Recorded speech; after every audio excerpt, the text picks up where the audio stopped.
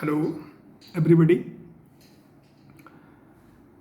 आज जिस विषय पर हम लोग चर्चा करने वाले हैं वो विषय हमारी जो एनसीईआरटी की दूसरी पुस्तक है स्वतंत्र भारत में राजनीति, उसका जो पहला अध्याय है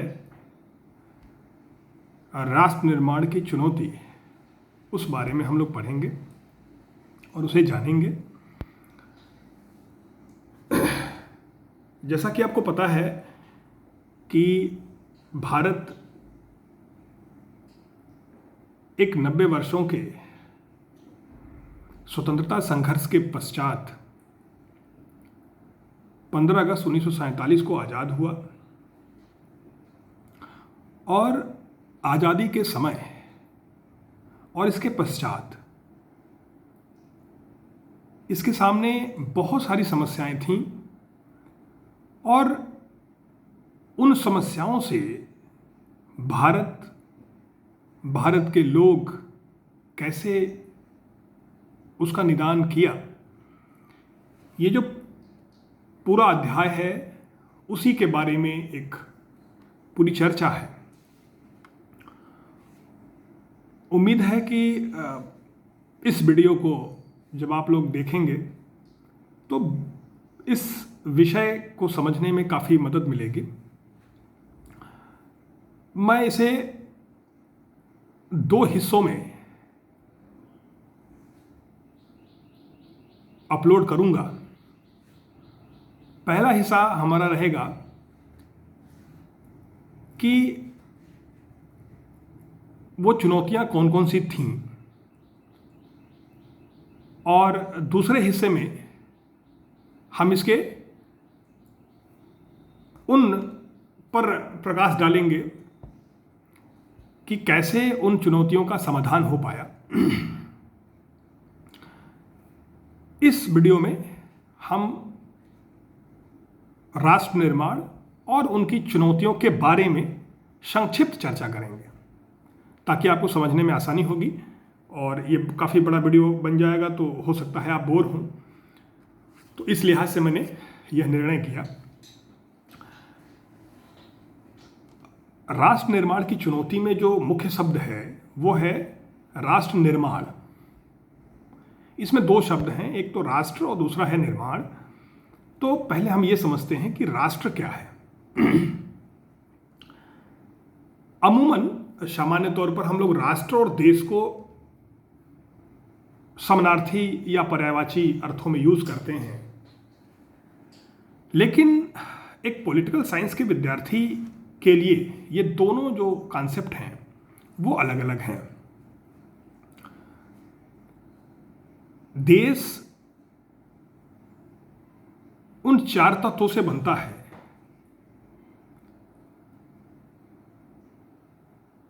जो किसी भी राज्य के लिए इन तत्वों का होना अनिवार्य है। पहला है भूक्षेत्र का होना। किसी देश के लिए एक निश्चित भूक्षेत्र का होना अनिवार्य है। बिना भूक्षेत्र के किसी भी देश की संकल्पना नहीं की जा सकती। दूसरा, जनसंख्या का होना। बिना जनसंख्या के किसी देश की संकल्पना निराधार है। उसके बाद जो तीसरा तत्व है वो है सरकार। वहाँ एक राजनीतिक सरकार बहुत जरूरी होगा जो कि पूरी व्यवस्था को संचालित करने में मदद करता है। और चौथा जो इसका तत्व है वो है संप्रभुता का। संप्रभुता वो शक्ति है जिसके माध्यम से वह राज्य में कानून निर्माण करता है और सुव्यवस्था स्थापित करता है। ये 4 तत्व जहां होते हैं वहां एक देश, और संविधान में जिस स्टेट की कल्पना की गई है ये 4 तत्व वो राज्य के मुख्य तत्व हैं। लेकिन किसी देश में जब राष्ट्रीय चेतना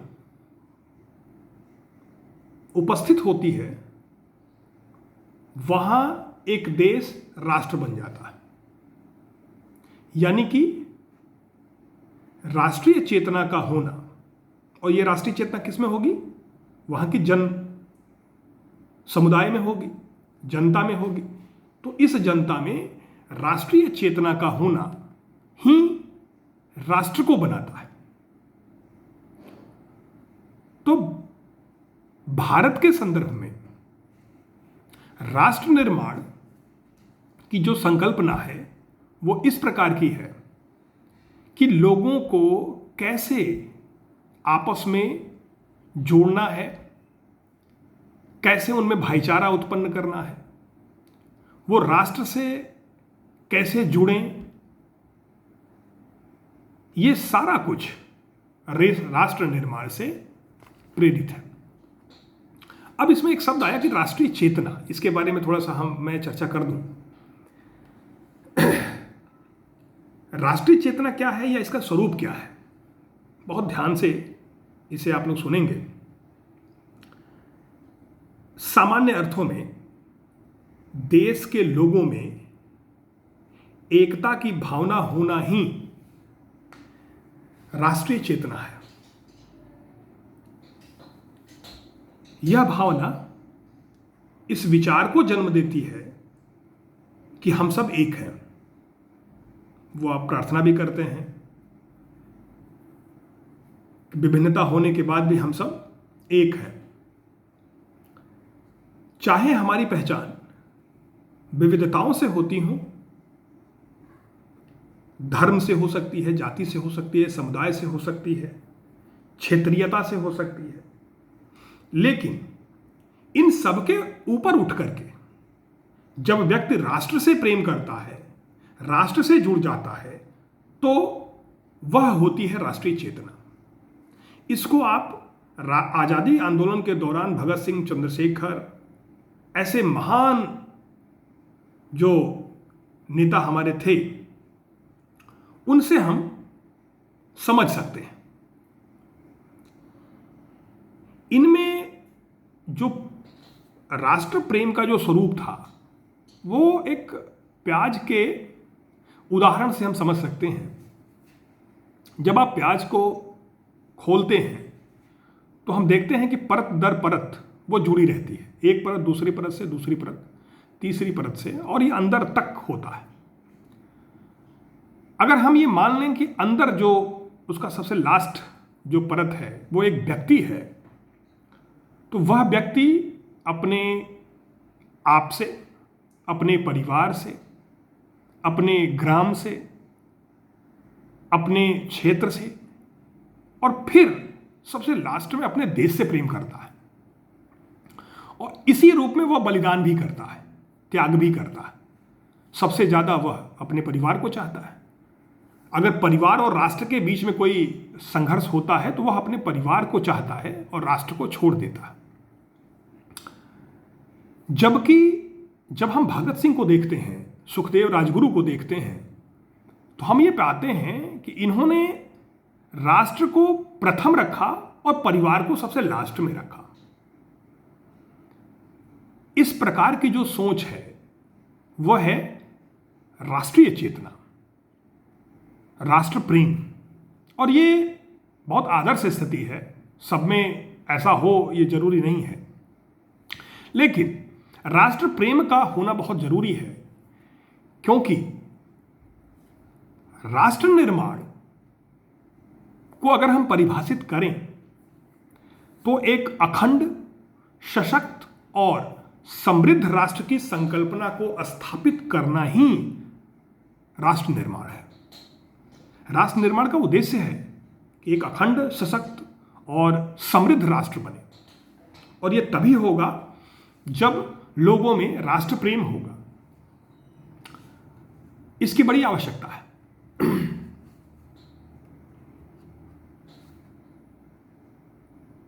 राष्ट्रीय चेतना किसी राष्ट्र के राष्ट्रीय संस्कृति से जुड़ी होती है। यह जो हमारी भावना है वह प्रदर्शित होती है राष्ट्रीय आदर्शों में, उसके मूल्यों में, संविधान को पालन करने में, कानूनों को अबाध रूप से पालन करने में, यह हमें दिखाई पड़ती है।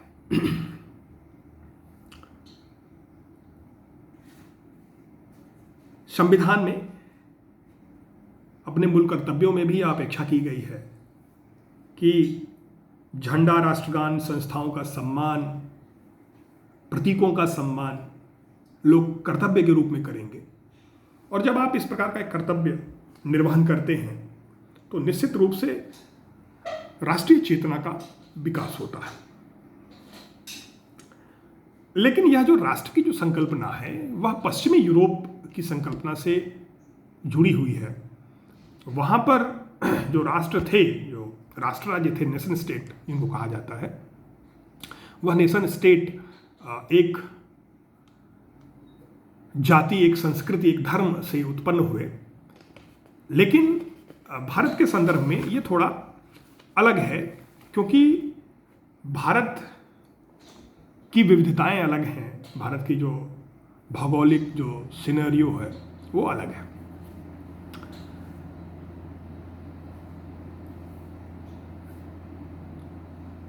चौदह 15 अगस्त को जब हमारा देश आज़ाद हुआ, उसी दिन की मध्य रात्रि, यानी 14-15 अगस्त की मध्य रात्रि को जवाहरलाल नेहरू ने देश को संबोधित किया। और उनका यह संबोधन ट्रिस्ट विद डेस्टिनी कहा जाता है। ट्रिस्ट विद डेस्टिनी, हिंदी इसका है भाग्य बधू से चिर प्रतीक्षित भेंट। और यह विश्व प्रसिद्ध संबोधन है, इसे आप सुनेंगे भी। इसमें क्या कहा था उन्होंने।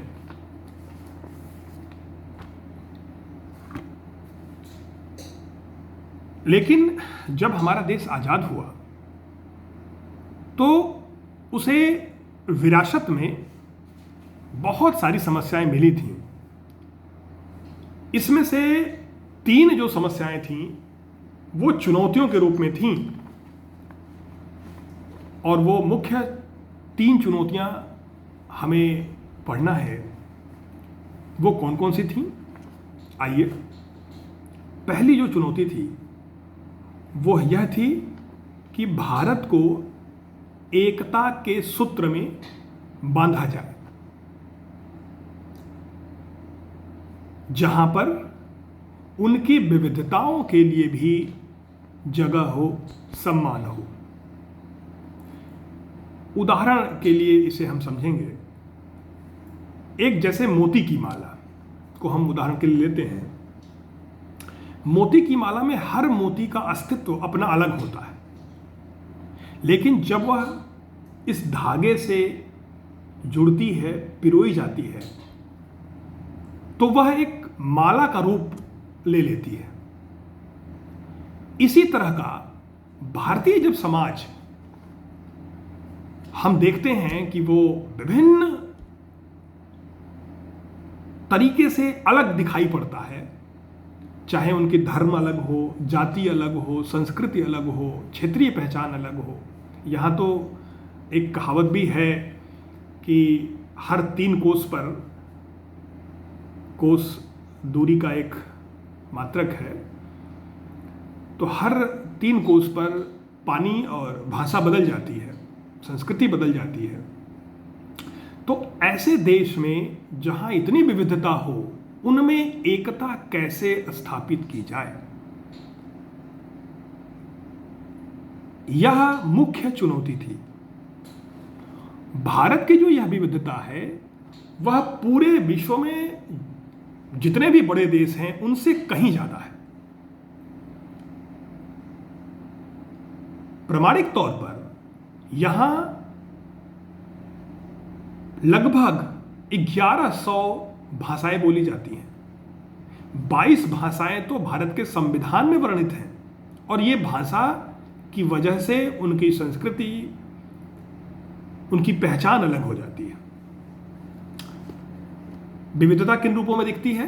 भाषा, संस्कृति, जाति, क्षेत्रीय पहचान, ये सब इनकी विविधताएं हैं। और इन विविधताओं में उनकी आकांक्षाएं भी हैं, उसको वो जीवित रखना चाहते हैं, उसको वो प्रदर्शित करना चाहते हैं। और कहीं ना कहीं ये उन लोगों में अलगाव भी पैदा कर देता है। किन्हीं दो संस्कृतियों के लोग ये अच्छी तरह जानते हैं कि उनकी संस्कृति अगले से मेल नहीं खाती, इसलिए वो अलग हो जाते हैं। अलगाव का यह जो नकारात्मक स्वरूप है वह किसी राष्ट्र के लिए कमजोरी बन जाती है, जबकि इसका जो सकारात्मक स्वरूप है उसकी इच्छा उसको बनाए रखना ही एकता स्थापित करना हुआ।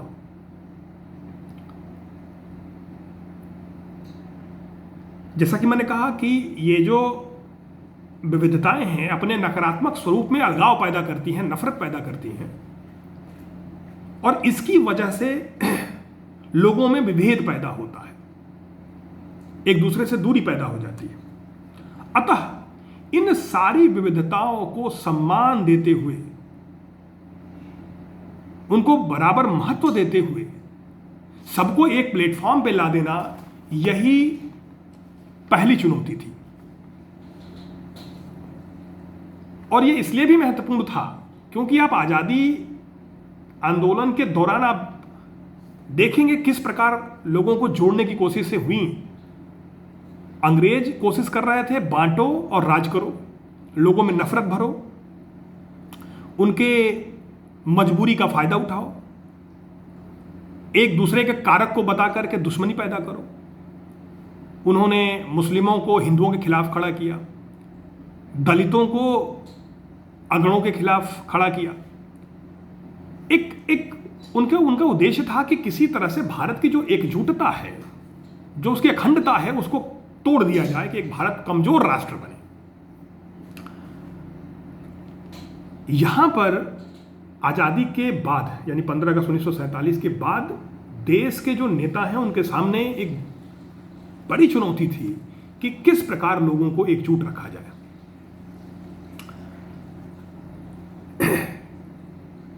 ऐतिहासिक कारणों से ऐसा माना गया कि इतनी विविधता के बाद भारत बहुत कम समय तक एकजुट रह पाएगा और यह जल्दी ही बिखर जाएगा, इसकी अखंडता समाप्त हो जाएगी। पहली चुनौती। दूसरी चुनौती है लोकतंत्र को स्थापित करने की चुनौती। लोकतंत्र एक शासन प्रणाली के रूप में जनता का शासन है, लेकिन केवल यह शासन प्रणाली नहीं है, बल्कि इसकी जो व्याख्या है वह है लोकतांत्रिक व्यवहार को अपनाना। पहली चीज है इसकी संस्थाओं को बनाना, और ये संस्थाएं कैसे काम करती हैं उनके व्यवहार को बनाना, लोगों के व्यवहार को राष्ट्र से जोड़ना, यह है लोकतंत्र स्थापित करना। संविधान में संस्थाएं बना दी गई।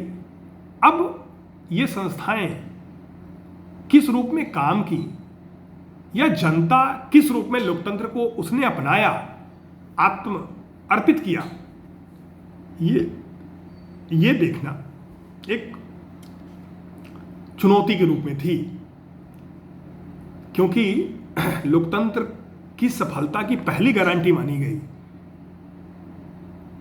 कि लोग शिक्षित हो, और भारत में जो शिक्षा है उस समय वह 17% थी, तो इसको समझना था।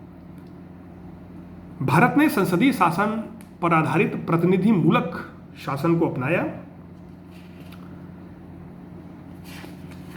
तीसरी जो इसकी चुनौती थी वह थी विकास स्थापित करने की चुनौती, क्योंकि भारत जिस समय आजाद हुआ उस समय गरीबी उसको विरासत में मिली थी। यहां विकास समावेशी हो, यह उद्देश्य था। समावेशी विकास का मतलब सभी वर्गों को उसका लाभ मिले, सभी वर्गों के जीवन स्तर में सुधार हो, ऐसी नीति को बनाना और उसे उन अंतिम व्यक्ति तक पहुंचाना, यह बहुत जरूरी था। गांधी का वो मंत्र याद है, मैं तुम्हें एक जंतर देता हूं। किसी नीति की सफलता तभी मानी जाएगी जब वह समाज के सबसे निचले वर्ग को प्रभावित करे और उसके जीवन में कोई बदलाव लाए। तो इस तरह की नीति को बनाना, इस तरह के विकास को करना, ये हमारी तीसरी चुनौती थी जो कि बहुत महत्वपूर्ण थी। समाज में विशेषकर वो लोग जो पिछड़े थे, वंचित थे, समाज के हाशिए पर खड़े थे, उनके जीवन में अवसर को लाना, यह विकास था। और इसकी जो प्रतिबद्धता है वह संविधान में भी कई जगहों पर व्यक्त की गई। उद्देशिका में सामाजिक आर्थिक न्याय की बात की गई, मौलिक अधिकारों में भी समान अवसर की बात की गई कि सबको समान अवसर मिलेगा, यह आपका मौलिक अधिकार है। नीति निर्देशक सिद्धांतों में भी जो राज्यों को निर्देश मिले संविधान की तरफ से, वो था कि राज्य लोक कल्याणकारी राज्य बनाने को प्रयासरत होगा और यह लोक कल्याणकारी राज्य सबके कल्याण में काम करेगा और यह आर्थिक बराबरी बनाने वाली, पैदा करने वाली नीतियों को बनाएगा। तो आज केवल इतना ही कि ये जो पूरा आउटलाइन था, इसको हम लोग समझें कि ये चुनौतियां किस रूप में थीं, इनका स्वरूप क्या था। और अब अगले वीडियो में हम ये देखेंगे कि कैसे भारत ने इनका समाधान किया। उम्मीद है इससे आपको काफ़ी समझने में मदद मिलेगी, विषय को आप अच्छे से समझ पाएंगे। और यदि आपको ये वीडियो पसंद हो तो आप इसे लाइक और सब्सक्राइब करेंगे, और जो भी सुझाव आपके होंगे वो आप हमें ज़रूर कमेंट करके देंगे। तो इसी के साथ धन्यवाद।